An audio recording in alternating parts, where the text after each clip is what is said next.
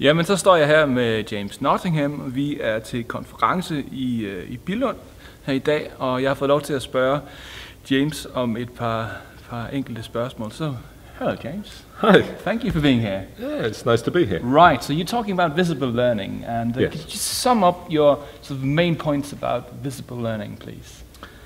Today I've been looking at what visible learning can offer us in education, and we've been trying to get behind the headlines. Right. There are many incorrect and misleading headlines about visible learning. The classic one is class size does not matter. And John Hattie's never said that. Okay. He's only ever said that class size does not matter as much as feedback and motivation and challenge. But of course, that real story has often been left or lost in headlines. And so we've been looking at, well, what can we use visible learning for, and what can we learn from it? Right. And I think the really powerful thing is that it's a really comprehensive database of factors that influence student achievement. And right from the outset, Hattie says, this does not give you the answers to education. It does not tell you how to help your students be more democratic or more happy or more healthy.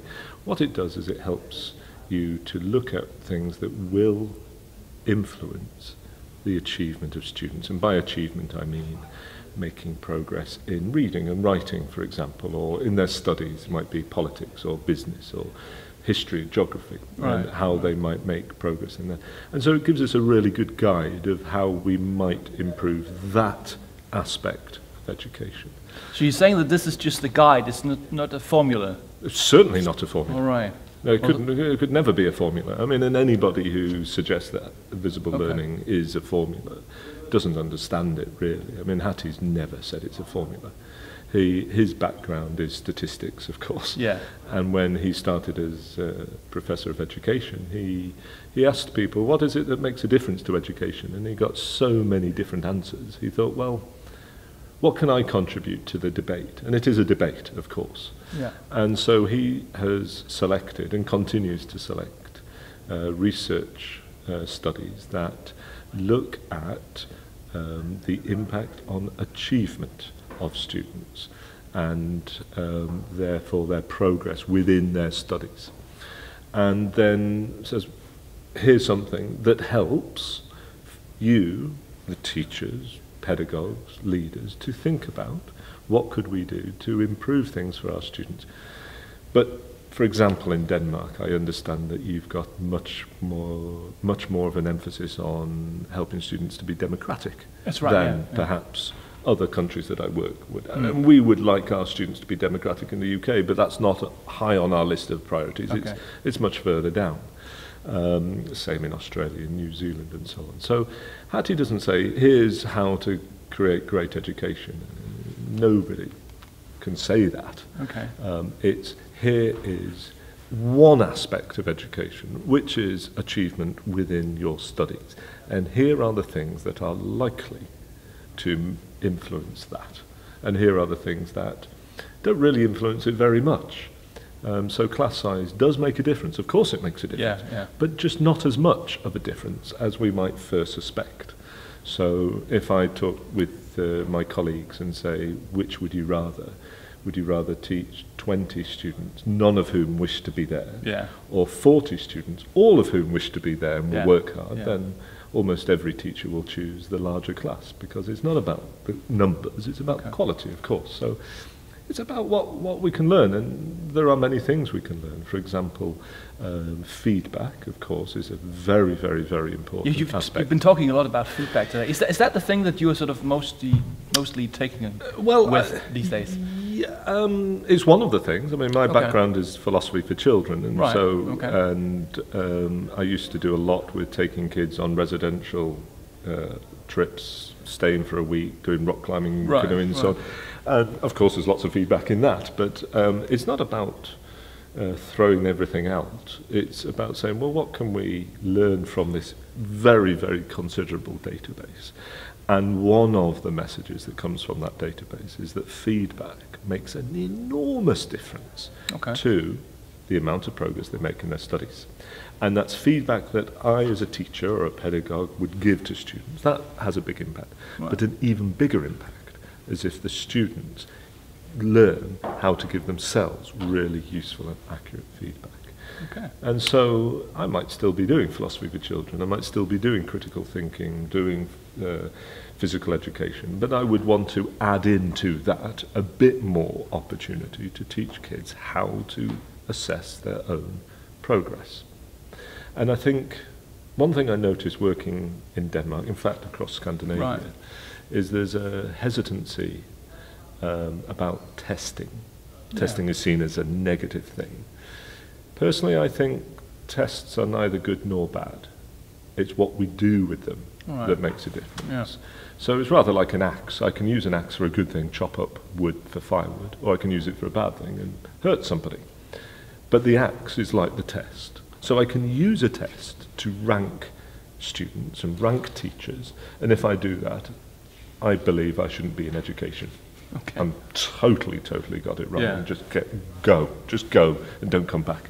But if I use testing to find out where are you at, so that I can help you move to the next level, where am I at in my teaching so I can move to the next level? I don't want you to assess me, and I don't want to assess you. Right. I want us to work together to Yeah. work out where are you at so that we can go to the next level. And I mean, you know, when I say test, I might, if I'm going to teach you to play cricket, fine English game. First of all, I want to know, well, how much do you understand? Yeah. What can you do right now? Let's give you a bat and see how you hit a ball. And what I'm doing is, in effect, testing you. But it's really just a case of, show me what you can do, and then we'll go from there. Right. I'm not ranking you against the other kids. No. I'm just trying to find out, where are you, so that I can then work out what's appropriate next for Right. you. And I think if we use testing or benchmarking is maybe a better word. We're going to benchmark to work out where you are, so I can individualize things better. Okay.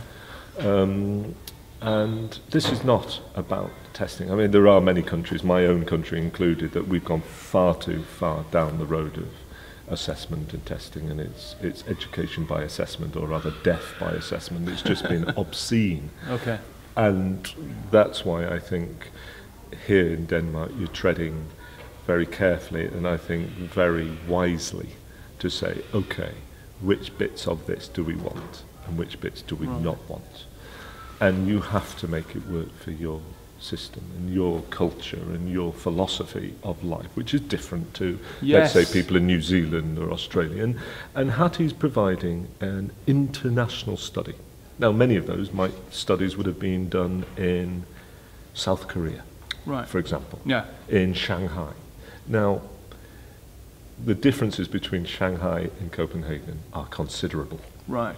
So we should never ever say, oh, well, there's a study, let's just use everything in this country that we've found out from that study, because it wasn't done here. No. It wasn't done with your students. That's right.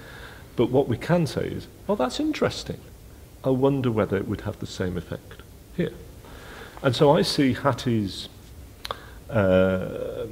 what should we say, his database as almost like a form guide. You know, if I'm going to place a bet on horse racing, I look at the form guide to see how the horses are doing. Or I found to my cost this weekend, I put a bet on Liverpool beating Chelsea, and all the signs They were didn't. that Liverpool were going to beat Yeah, Chelsea, and yeah. of course Chelsea went to Liverpool and beat them, Yeah. even though the form guide said Liverpool were going to win. So this database of Hattie's it's a form guide. It doesn't say this will be exactly what will happen in Roskilde, No. in Gentofte. It says this is what's happened, generally speaking, in the world. So it's a form guide. This can help influence your debate and to decide what you wish to do to improve things for your students. And that's not to say that you're doing a bad job. In fact, you're doing a very, very, very good job. And I know teachers always seem to hear the message, we're doing a bad job, we're being told we're doing a bad. Denmark is very, very, very high in the international standings. Yeah. But I think what's really healthy is you want to do even better. Yeah. And it's the same in Norway, the same in Sweden. Doing very, very, very well. But you want to do even better. And I think that's really healthy. There's a lot of changes coming on come August in Denmark. So do you have, right here at the end of the interview, any advice for the Danish teachers? Yeah, I don't envy you. Okay. In that you have so many changes, because Right. change is difficult to deal with, and it can be problematic, but it can also be good. I think personally, if I have got any sense of control over what happens, then I would be looking for what is the one thing out of all of these proposals that's going to make the biggest difference to my students in my school. Right. And I'm going to do that first. Okay. And I'm going to keep going until it works brilliantly. And then I'll look at the list and see what else they want us to do. And I'll keep going. Yeah. And I think eventually you'll have made so many changes and people will be thinking, wow, that's really impressive. And there'll be some things on the national agenda that you don't agree with.